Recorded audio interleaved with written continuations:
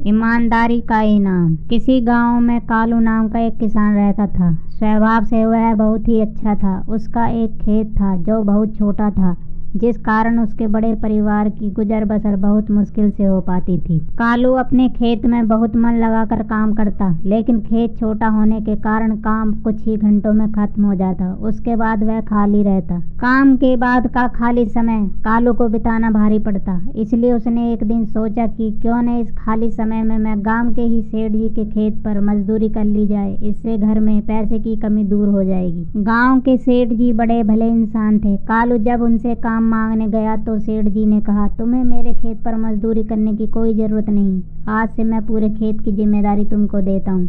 जो भी फसल होगी आधा मुझे दे देना और आधा तुम ले जाना। सेठ जी के इस भले व्यवहार से कालू बहुत खुश हुआ और अगले ही दिन उनके खेत में काम करना शुरू कर दिया।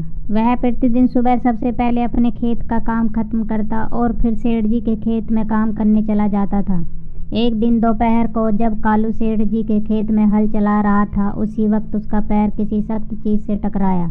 जब उसने मिट्टी हटाकर देखा, वहां पर मिट्टी से बना एक छोटा मटका था, जिसके ऊपर लाल कपड़ा बंधा हुआ था। कालू पहले तो थोड़ा डर गया, लेकिन फिर भी उसने थोड़ा साहस करते हुए मटके पर बंधा कपड़ा हटाया। जैसे ही उसने मटके के अंदर देखा, उसके आश्चर्य का ठिकाना ना रहा। उसमें सोने के कई आभूषण थे। कालू को अब समझ नहीं आ रहा था कि वह इन कीमती आभूषणों का क्या करे। एक और वह सोचता, इसे किसी सुनार को बेचकर अपने घर की पैसे की कमी हमेशा के लिए खत्म कर देता हूँ। वहीं दूसरे ही पल सोचता कि यह जमीन सेठ जी की है, ये उन्हें ही सौंपना उचित होगा। काफी देर तक उलझन में पड़े रहने के बाद वह अंत में सेठ जी के घर गया। उसने सेठ जी को सारी कहानी बताकर मटका उन्हीं के सामने रख दिया।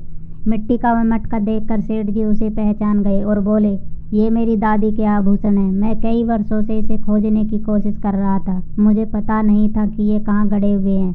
इन्हें अचानक खोजकर तुमने एक बहुत बड़ा उपकार किया है। तुम्हें इस काम के लिए कोई बड़ा इनाम तो मिलना ही चाहिए। कालू ने कहा, सेठ जी, मुझे आपने अपने खेत में काम दिया, यही बहुत है। अब मुझे कोई इनाम नहीं चाहिए। कालू ने सेठ जी से हाथ जोड़कर आग्रह किया। फिर सेठ जी ने कहा, कालू, मैं जानता हूँ तुम बहुत मेहनती और ईमानदार हो, लेकिन इनाम तो तुम्हें स्वीकार करना ही होगा। सेठ जी थोड़ी देर रुके और फिर कहा, मेरे जिस खेत पर तुम काम कर रहे हो, आज से वह तुम्हारा है। तुम उसके मालिक हो। सेठ जी के मुंह से यह बात सुनकर कालू खुशी से झूम उठा। उसकी आंखों में खुशी के आंसू थे। वह मन ही मन सोच रहा था कि यदि वह लालच में पड़कर अपनी ईमानदारी को भूल जाता तो उसे इतना बड़ा इनाम नहीं मिलता। ईमानदारी सबसे अच्छी नीति है। थोड़े से लालच के लिए किसी के साथ बेईमानी नहीं करनी चाहिए।